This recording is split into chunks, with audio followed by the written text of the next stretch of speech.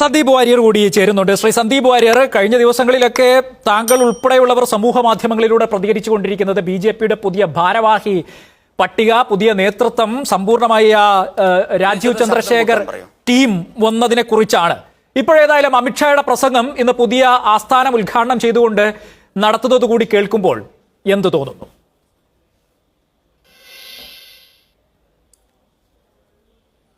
അല്ല, ബി.ജെ.പിയുടെ പുതിയ ഭാരവാഹി പട്ടിക സംബന്ധിച്ച് ഞാൻ വ്യക്തിപരമായിട്ടൊരു അഭിപ്രായം ഇവിടെ രേഖപ്പെടുത്തിയിട്ടില്ല. ഞാനത് സംബന്ധിച്ച് വളരെ ലൈറ്റായിട്ടുള്ള ഒരു പ്രതികരണം മാത്രമാണ് നടത്തിയത്. അത് ആ പാർട്ടിയുടെ ആഭ്യന്തര കാര്യമാണ്. മറ്റൊരു പാർട്ടിയുടെ ഭാരവാഹികളെ നിശ്ചയിക്കാനുള്ള ആഭ്യന്തര കാര്യത്തിൽ കോൺഗ്രസ് എന്നുള്ള നിലയ്ക്ക്, കോൺഗ്രസ് പാർട്ടി എന്നുള്ള നിലയ്ക്ക് ഏതെങ്കിലും തരത്തിലുള്ള പ്രതികരണം നടത്തേണ്ടതുണ്ട് എന്ന് എനിക്ക് തോന്നുന്നില്ല. പ്രത്യേകിച്ച് ഇതൊരു മാധ്യമ ചർച്ചയായതുകൊണ്ട്. എന്നെ വിളിച്ച മാധ്യമങ്ങൾക്ക് മുന്നിൽ എൻ്റെ വ്യക്തിപരമായിട്ടുള്ള അഭിപ്രായം ചില കാര്യങ്ങൾ രേഖപ്പെടുത്തിയിട്ടുണ്ടെന്ന് മാത്രമേ ഉള്ളൂ. ഇവിടെ ബി.ജെ.പിയുടെ ഭാരവാഹികൾ ആരൊക്കെയായിരിക്കണമെന്ന് നിശ്ചയിക്കാനുള്ള പരിപൂർണമായിട്ടുള്ള അവകാശം ആ പാർട്ടിക്ക് തന്നെയാണ്. അതവർ നിശ്ചയിക്കട്ടെ. പക്ഷെ അത് സംബന്ധിച്ച് കേരളത്തിലെ പൊതുസമൂഹം എന്തായാലും വിലയിരുത്തുന്നുണ്ട്. കേരളത്തിലെ ബി.ജെ.പി എന്ന് പറയുന്നത് ഇനിയിപ്പോൾ എന്തൊക്കെ ഭാരവാഹികളെ മാറ്റിയാലും, ഏതൊക്കെ തരത്തിൽ മുഖം കൊടുക്കാൻ ശ്രമിച്ചാലും അതിൻ്റെ വിഷലിപ്തമായിട്ടുള്ള വർഗീയമായിട്ടുള്ള പ്രത്യയശാസ്ത്ര നിലപാടുകളിൽ മാറ്റം വരുത്താതെ കേരളം പോലൊരു ബഹുസ്വര സമൂഹത്തിൽ ബി.ജെ.പിക്ക് അവർ അവകാശപ്പെടുന്നത് പോലെ ഒരു നേട്ടവും ഉണ്ടാക്കാൻ സാധിക്കില്ല എന്നുള്ളത് വളരെ കൃത്യമായിട്ടുള്ള വസ്തുതയാണ്. ഇവിടെ ഇപ്പോൾ അമിത്ഷാ വരുന്നു, അദ്ദേഹം വലിയ ടോൾ ക്ലെയിംസ് ഉന്നയിക്കുന്നു, വലിയ അവകാശവാദങ്ങൾ ഉന്നയിക്കുന്നു എന്നുള്ളതൊരു പുതിയ കാര്യമല്ലല്ലോ. 2014 ശേഷം എനിക്ക് തോന്നുന്നു 6ഓളം തവണ അമിത്ഷാ കേരളത്തിൽ വന്നിട്ടുണ്ട്. ഈ 6 തവണ വന്നപ്പോഴൊക്കെ അമിത്ഷാ സമാനമായിട്ടുള്ള അവകാശവാദങ്ങൾ ഉന്നയിച്ചിട്ടുണ്ട്.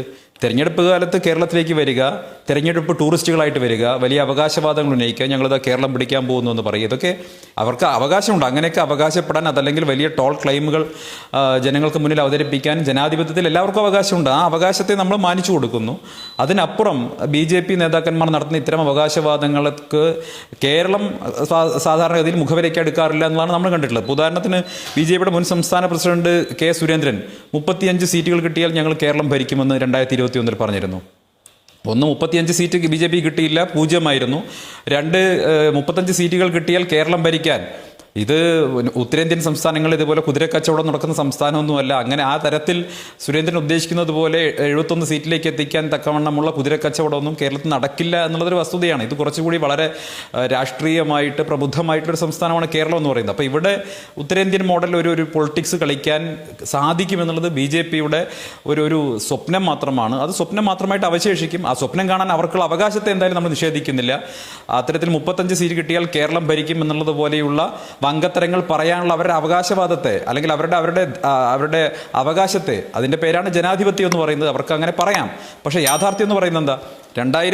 ഇപ്പോൾ കഴിഞ്ഞ നിലമ്പൂർ ഉപതെരഞ്ഞെടുപ്പിൽ ബി.ജെ.പി കിട്ടിയിട്ടുള്ള വോട്ട് എന്ന് പറയുന്നത് 2021 അവരെ വോട്ടിലേക്ക് താണിരിക്കുകയാണ്. 2016 അവർക്ക് കിട്ടിയിട്ടുള്ള വോട്ട് 2021 ആയപ്പോഴേക്കും കേരളത്തിൽ താഴേക്ക് പോയിരുന്നു. 2001 നിയമസഭാ ഇലക്ഷനിൽ കിട്ടിയ വോട്ടിലേക്ക് വീണ്ടും അവർ താഴോട്ട് പോയത്. ലോക്സഭാ ഇലക്ഷനിൽ കിട്ടിയിട്ടുള്ള വർധനവ് നിയമസഭയിൽ കിട്ടിയിട്ടില്ല. അപ്പോൾ അതിന്റെ കാരണമായിട്ട് ബി.ജെ.പി നേതാക്കൾ എന്താ പറഞ്ഞത്? ഞങ്ങൾക്ക് ലോക്സഭാ ഇലക്ഷനിൽ കിട്ടുന്ന അത്രയും വോട്ട് നിയമസഭയിൽ കിട്ടാറില്ല എന്നൊരു കാരണം പറഞ്ഞു, ന്യായീകരണം പറഞ്ഞു. അപ്പോൾ അത് തന്നെയല്ലേ ഇനിയും സംഭവിക്കാൻ പോകുന്നത്. ഇപ്പോൾ കഴിഞ്ഞ ലോക്സഭാ തെരഞ്ഞെടുപ്പിന്റെ സമയത്ത് നമുക്ക് ഓർമ്മയുണ്ട്, അബ്കി ബാർ 400 പാർ എന്ന മുദ്രാവാക്യം ഉയർത്തിക്കൊണ്ട് പ്രചണ്ഡമായ പ്രചരണം നടത്തി കോടിക്കണക്കിന് രൂപ സ്പെൻഡ് ചെയ്ത് കേരളത്തിൽ എല്ലായിടത്തും പൊതുവെ മനുഷ്യർക്ക് മുഴുവൻ ബി.ജെ.പി വീണ്ടും വലിയ 400 സീറ്റോട് കൂടി അധികാരത്തിലെത്താൻ പോകുന്ന ഒരു പ്രതീതി ഉണ്ടാക്കിയ തെരഞ്ഞെടുപ്പിൽ ബി.ജെ.പിക്ക് അനുകൂലമായിട്ട് ഒട്ടേറെ പേർ വോട്ട് ചെയ്തിട്ടുണ്ടെന്നുള്ള വസ്തുതയാണ്. അതിൻ്റെ അടിസ്ഥാനത്തിൽ എന്നാൽ പോലും വലിയൊരു ജമ്പ് ഉണ്ടായില്ല. എനിക്ക് തോന്നുന്നത് ഒരു 15.5% നിന്ന് അവരുടെ മുന്നണിയുടെ വോട്ട് 19% മാത്രം ഉയരുകയാണ് ചെയ്തത്. അതല്ലാതെ ഒരു വലിയ ജമ്പ് എന്ന് പറയാൻ പറ്റില്ല. ആ ജമ്പിനപ്പുറം അത് നിലനിർത്താൻ കഴിഞ്ഞിട്ടില്ല എന്നുള്ളതാണ് നിലമ്പൂർ ഇലക്ഷൻ സൂചിപ്പിക്കുന്നത്. പുറകോട്ട് പോന്നിരിക്കുകയാണ്. വീണ്ടും 2021 നിയമസഭാ തെരഞ്ഞെടുപ്പിൻ്റെ അതേ രീതിയിലേക്ക് പുറകോട്ട് പോന്നിരിക്കുകയാണ്. അപ്പോൾ കേരളത്തിൽ ബി.ജെ.പിക്ക് ഉള്ള 10-11% അല്ലെങ്കിൽ 12% വോട്ടിനപ്പുറമുള്ള ഒരു മുന്നേറ്റം ഉണ്ടാക്കാൻ കഴിയുന്ന യാതൊരു രാഷ്ട്രീയ സാഹചര്യവും ഇപ്പോൾ നിലനിൽക്കുന്നില്ല എന്നുള്ളതാണ് പ്രധാനപ്പെട്ട കാര്യം. മറ്റൊന്ന്, കേരളത്തിൽ ബി.ജെ.പി ഇപ്പോൾ മുന്നോട്ട് വയ്ക്കുന്ന ഒരു മുദ്രാവാക്യം വികസിത കേരളം എന്നാണ്. ആ വികസിത കേരള മുദ്രാവാക്യം വാസ്തവത്തിൽ അവരുടെ പ്രവർത്തകരെ പോലും ഉൾക്കൊള്ളുന്നുണ്ടോ എന്ന് എനിക്കറിയില്ല. ഇപ്പോൾ പിണറായി വിജയൻ കേരളം മുഴുവൻ വികസിപ്പിച്ചു എന്നാണ് ഉദ്ദേശിക്കുന്നത്?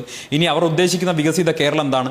എയിംസ് ഉൾപ്പെടെ കേരളത്തിന് അത്യാവശ്യമായിട്ടുള്ള അവർ വാഗ്ദാനം കൊടുത്തിട്ടുള്ള കാര്യങ്ങളൊന്നും ഇവിടെ നടക്കാതെ പോകുന്നത്, അതാണ് ഇവരുടെ വികസിത കേരളം കൊണ്ട് ഉദ്ദേശിക്കുന്നത്.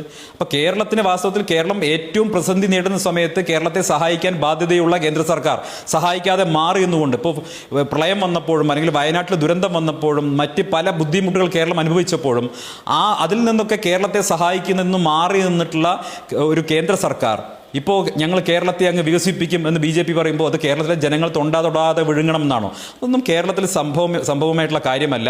എന്തായാലും അവർക്ക് അങ്ങനെ ആഗ്രഹിക്കാനും അവകാശപ്പെടാനും പ്രവർത്തിക്കാനും ജനാധിപത്യത്തിലുള്ള അവകാശത്തെ എന്തായാലും നമ്മൾ ആരും നിഷേധിക്കുന്നില്ല.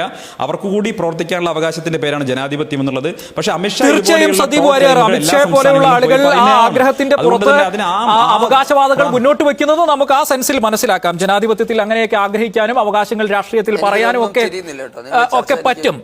ഇതിനകത്ത് ശരി, സന്ദീപ് വാചസ്പതി അവിടുന്ന് പറയുന്നത് ഞാൻ കേൾക്കുന്നുണ്ട്. അദ്ദേഹത്തിന്റെ ഓഡിയോ അദ്ദേഹത്തിന് പറയുന്നത് കേൾക്കുന്നില്ല എന്നാണ്. PCR ഒന്ന് ശരിയാക്കണം എന്ന് ഞാൻ പറയുകയാണ്. ഏതായാലും ഇപ്പോൾ സന്ദീപ് വാര്യർ പറഞ്ഞുകൊണ്ടിരിക്കുകയായിരുന്നു. സന്ദീപ്, ഇതിനകത്ത് പുതിയൊരു ടീം രാജീവ് ചന്ദ്രശേഖരന്റെ നേതൃത്വത്തിൽ ഇന്ന് സമ്പൂർണ്ണമായി പ്രവർത്തനക്ഷമമായി വന്നിരിക്കുന്നു എന്നുള്ളതാണ്. BJPക്ക് സംഘടനാപരമായി ആദ്യം ഒരു ഊർജ്ജം ഉണ്ടാക്കണം. അതിന്റെ താഴെത്തട്ടിലേക്ക് BJP പ്രവർത്തകരിലേക്കും സാധാരണ ജനങ്ങളിലേക്കും ഇറങ്ങിച്ചെന്ന് വോട്ട് പിടിക്കാനും അല്ലാത്ത പ്രവർത്തനങ്ങൾക്കും ഒക്കെയുള്ള ഒരു ഊർജ്ജം അതുവഴി വന്നു ചേരണം. പിന്നീട് ഉയർത്തുന്ന രാഷ്ട്രീയ മുദ്രാവാക്യങ്ങൾ കൂടി നോക്കി ജനം നൽകുന്ന വോട്ടാണ്, മാൻഡേറ്റാണ് അവരെ തെരഞ്ഞെടുപ്പിൽ എവിടെയെങ്കിലും എത്തിക്കുക എന്ന് പറയുന്നത്. അതായത് BJP രാഷ്ട്രീയം എന്താണെന്ന് കേരള ജനത്തിന് അറിയാം.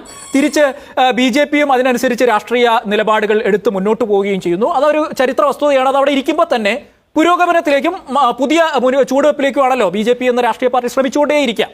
അപ്പോൾ ഈ കാര്യങ്ങളെല്ലാം വിലയിരുത്തുമ്പോൾ പുതിയ ഒരു സംഘടനാ തലത്തിലെ മാറ്റം അവർക്ക് അതിന് എനർജി നൽകുന്നുണ്ട് എന്ന് തോന്നുന്നുണ്ടോ?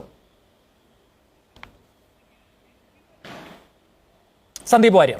അല്ല, അവർക്ക് എനർജി ഇല്ല എന്നുള്ളതല്ലേ ആദ്യ ദിവസത്തെ പ്രതികരണങ്ങൾ സൂചിപ്പിക്കുന്നത്. അപ്പോൾ അവർക്ക് എനർജി നൽകിയിട്ടില്ല എന്ന് മാത്രമല്ല, ഇപ്പോൾ ശിവൻകുട്ടിയെ പോലെ തിരുവനന്തപുരത്തുള്ള BJPയുടെ സംസ്ഥാന ഭാരവാഹിയായിരുന്ന ഒരാൾ പരസ്യമായിട്ട് അതൃപ്തി പ്രകടിപ്പിക്കുന്ന സാഹചര്യം ഉണ്ടായല്ലോ.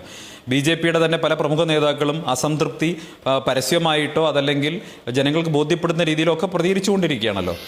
എന്നെ തന്നെ പല BJPയുടെ സംസ്ഥാന ഭാരവാഹികൾ, കഴിഞ്ഞ സംസ്ഥാന ഭാരവാഹി പട്ടികയുണ്ടായിരുന്ന പലരും ഞാനുമായിട്ട് നേരിട്ട് ബന്ധപ്പെട്ടിരുന്നു, സംസാരിച്ചിരുന്നു. അവരെല്ലാവരും വളരെ അസംതൃപ്തരാണ്, വലിയ ദുഃഖത്തിലാണ്.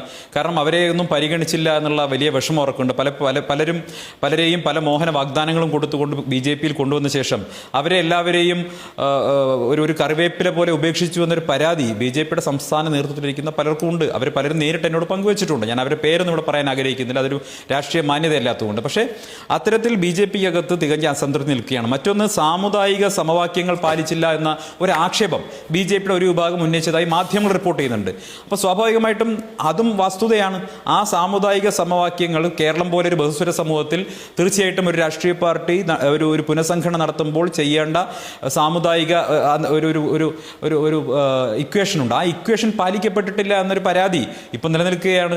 അപ്പോൾ ഇത്തരത്തിൽ BJP കാലങ്ങളായിട്ട് ഇത്തരത്തിൽ പുനഃസംഘടന നടത്തുന്ന സമയത്ത് പലപ്പോഴും ജാതീയമായിട്ടുള്ള വേർതിരിവുകൾ അതിനകത്ത് സംഭവിക്കുന്നു എന്നുള്ളത് വളരെ പ്രധാനപ്പെട്ട കാര്യമാണ്. നമുക്ക് BJP ഒരു ഹിന്ദു ഐക്യത്തിന് വേണ്ടി കൂടി നിലകൊള്ളുന്ന ഒരു പ്രസ്ഥാനം എന്നുള്ള രീതിയിലാണ് മുന്നോട്ട് പോകുന്നത്. അല്ലെങ്കിൽ BJPയുടെ പ്രത്യയശാസ്ത്രപരമായിട്ടുള്ള ഐഡിയോളജിക്കലായിട്ടുള്ള ഒരു സംഘടന അവർ മുന്നോട്ട് വയ്ക്കുന്ന ഹിന്ദു ഐക്യം, ആ ഹിന്ദു ഐക്യം BJPക്കകത്ത് പുനഃസംഘടന വരുന്ന സമയത്ത് ഒട്ടുമേ നടക്കുന്നില്ല. പരസ്പരം ജാതീയമായിട്ടുള്ള വേർതിരിവുകളുടെ അടിസ്ഥാനത്തിൽ ഭിന്നിക്കുകയും പരസ്പരം ചെളിവാരിയെറിയുകയും ചെയ്യുന്ന സാഹചര്യം ഉണ്ടാകുന്നു എന്നുള്ളത് ഇതിപ്പോൾ മാധ്യമങ്ങൾ റിപ്പോർട്ട് ചെയ്യുന്ന കാര്യമാണ്. ഞാൻ അതാണ് ഉന്നയിക്കുന്നത്. അത് എൻ്റെ ഒരു വേർഷനായിട്ട് നിങ്ങൾ ആരും ചിന്തിക്കേണ്ട. മാധ്യമങ്ങൾ റിപ്പോർട്ട് അടിസ്ഥാനത്തിൽ ഞാൻ പറയുകയാണ്. ഇതൊക്കെ യാഥാർത്ഥ്യമായിട്ടുള്ള കാര്യങ്ങളാണ്. അതുകൊണ്ട് തന്നെ BJPയുടെ ഈ പുനഃസംഘടന ഏതെങ്കിലും തരത്തിൽ BJPക്ക് ഒരു ആവേശം നൽകുമെന്നോ അല്ലെങ്കിൽ BJPക്ക് ഏതെങ്കിലും തരത്തിലൊരു മുന്നേറ്റം ജനങ്ങൾക്കിടയിൽ ഉണ്ടാക്കുമെന്നോ ഞാൻ പ്രതീക്ഷിക്കുന്നില്ല. ഒരുപക്ഷെ ഭാരവാഹിയാകുമെന്ന് ആഗ്രഹിച്ചിരുന്ന ആളുകളുടെ അനുയായികൾക്ക് അവരെ ഇഷ്ടപ്പെടുന്നവർക്കൊക്കെ ഒരു ആവേശം ഉണ്ടാക്കുമായിരിക്കാം. അതിലപ്പുറം ഭാരവാഹിത്വം നഷ്ടപ്പെട്ടവർക്ക്, ഭാരവാഹിത്വം കിട്ടുമെന്ന് പ്രതീക്ഷിച്ച് കിട്ടാതെ പോയവർക്ക്, അവരുടെ അനുയായികൾക്കൊക്കെ വലിയ ദുഃഖമുണ്ടാക്കിയിട്ടുണ്ട് എന്നും ഞാൻ മനസ്സിലാക്കുകയാണ്. അപ്പോൾ ഇതെല്ലാം ജനാധിപത്യത്തിൻ്റെ ഭാഗം തന്നെയാണ്. എന്തായാലും പക്ഷേ BJPക്ക് ഏതെങ്കിലും തരത്തിൽ ഇതൊരു എനർജി കൊടുക്കുമെന്നോ അതിനെ എനർജൈസ് ചെയ്യുമെന്നോ BJPക്ക് ഏതെങ്കിലും തരത്തിൽ ഇലക്ട്രൽ പൊളിറ്റിക്സിൽ കേരളത്തിൽ ഒരു നേട്ടമുണ്ടാക്കാൻ തക്കവണ്ണമുള്ള പര്യാപ്തമായിട്ടുള്ള ഒരു പുനഃസംഘടനയാണ് നടന്നിട്ടുള്ളതെന്നോ ഞാൻ ചിന്തിക്കുന്നില്ല, ഞാൻ വിചാരിക്കുന്നില്ല. ഇവിടെ BJPയുടെ അടിസ്ഥാനപരമായ വർഗീയ വിഷലിപ്തമായിട്ടുള്ള പ്രത്യയശാസ്ത്രപരമായിട്ടുള്ള നിലപാടുകൾ കേരളം പോലൊരു ബഹുസ്വര സമൂഹത്തിൽ ഒട്ടുമേ ഉൾക്കൊള്ളില്ല എന്നുള്ളതാണ് വസ്തുത. നോക്കൂ, ഇവിടെ BJPയുടെ തെരഞ്ഞെടുപ്പ് BJP രണ്ട് പ്രധാനപ്പെട്ട തെരഞ്ഞെടുപ്പ് വിജയങ്ങളാണ് കേരളത്തിൽ നാളിതുവരെയായി സ്വന്തമാക്കിയിട്ട്. ഒന്ന് ശ്രീ O രാജഗോപാൽ നേമത്തായിരുന്നെങ്കിൽ, രണ്ട് ശ്രീ സുരേഷ് ഗോപി തൃശ്ശൂരിലാണ്. ഈ രണ്ട് കൂട്ടരെയും പ്രത്യേകത എന്ന് പറയുന്നത് BJPയുടെ രാഷ്ട്രീയത്തിന് അതീതമായി ഈ രണ്ടു പേർക്കും വ്യക്തിപരമായിട്ടുള്ള ഒരു പ്രതിച്ഛായ ഉണ്ടായിരുന്നു എന്നുള്ളതാണ്. BJP രാഷ്ട്രീയത്തിന് അപ്പുറമുള്ള ഒരു പ്രതിച്ഛായ ഈ രണ്ടു പേർക്കും ഉള്ളത് കൊണ്ട് മാത്രമാണ് അവർക്ക് അവിടെ വിജയിക്കാൻ സാധിച്ചുള്ളത്. മറ്റ് സുരേഷ് ഗോപിയുടെ വിജയത്തിന് പുറകിൽ മറ്റു പല ഘടകങ്ങളും ഉണ്ടായിരുന്നു. CPMന്റെ സഹായം ഉണ്ടായിരുന്നു, പരോക്ഷ സഹായം ഉണ്ടായിരുന്നു എന്നുള്ളത് നിൽക്കട്ടെ. പക്ഷേ അതിലപ്പുറം വ്യക്തിപരമായിട്ടൊരു മികവിന്റെ കൂടി കാരണമാണ് ഈ രണ്ട് സ്ഥാനത്തേക്ക് വിജയിക്കാൻ കഴിഞ്ഞത്. പക്ഷേ അതിലപ്പുറം BJPക്ക് ജനങ്ങൾക്ക് മുന്നിൽ പ്രസന്റ് ചെയ്യാൻ പറ്റുന്ന ഒരു നേതൃത്വം ഇന്നില്ല എന്നുള്ളതൊരു വസ്തുതയാണ്. രണ്ട്, അവരുടെ കേരളം പോലൊരു ബഹുസ്വര സമൂഹത്തിൽ ഒട്ടുമേ യോജിക്കാത്ത തരത്തിലുള്ള പ്രത്യയശാസ്ത്രവുമായിട്ട് തന്നെയാണ് അവർ മുന്നോട്ട് പോകുന്നത്. ജനങ്ങൾ അവരെ വിശ്വസിക്കുന്നില്ല. പ്രത്യേകിച്ച് നിങ്ങൾക്കറിയാം, ഇപ്പോൾ ക്രിസ്മസ് ആയി കഴിഞ്ഞാൽ ക്രൈസ്തവ ഭവനങ്ങളിൽ കൂടെ കേക്കുമായിട്ട് പോവുകയാണ്. ഈ കേക്കുമായിട്ട് പോകുന്ന ആളുകൾ തന്നെയാണ് പാലക്കാട് കരോൾ പാർട്ടികളെ അടിച്ചോടിച്ചത്. അപ്പോൾ ഒരു ദിവസം ക്രിസ്മസ് കേക്കുമായി പോകുന്നു, അടുത്ത ദിവസം കരോൾ പാർട്ടി അടിച്ചോടിക്കുന്നു. അപ്പോൾ കേരളത്തിലെ ക്രൈസ്തവ സമൂഹത്തിനും ഇവർ ഉയർത്തുന്ന ഭീഷണി സംബന്ധിച്ച് നല്ല ബോധ്യമുണ്ട്. അതുകൊണ്ട് തന്നെ കേരളത്തിലെ മതന്യൂനപക്ഷ വിഭാഗങ്ങൾ, പ്രത്യേകിച്ച് കേരളം പോലെ ഡെമോഗ്രാഫിക്കലി മതന്യൂനപക്ഷ വിഭാഗങ്ങൾക്ക് നല്ല വോട്ടിംഗ് പെർസെൻറ്റേജ് ഉള്ള കേരളത്തിൽ BJP മുന്നോട്ട് വന്നു കഴിഞ്ഞാൽ ഉണ്ടാകാവുന്ന വിപത്തിനെ സംബന്ധിച്ച് അവർ ബോധ്യവാന്മാരാണ് എന്നുള്ളത് കൂടി പ്രധാനപ്പെട്ട ഘടകമാണ്. അതുകൊണ്ട് തന്നെ കേരളത്തിൽ BJPയുടെ ഉത്തരേന്ത്യൻ രാഷ്ട്രീയം വെച്ചുകൊണ്ട് കേരളത്തിലുള്ള BJPയുടെ കളി അത് വിലപ്പോകാൻ പോകുന്നില്ല. നടക്കാൻ വേണ്ടി തയ്യാറായിട്ട് വന്നിരുന്നു. പക്ഷേ അദ്ദേഹം ഉപേക്ഷിച്ചു. ഇതൊക്കെ നടന്നിട്ടുള്ള കാര്യം.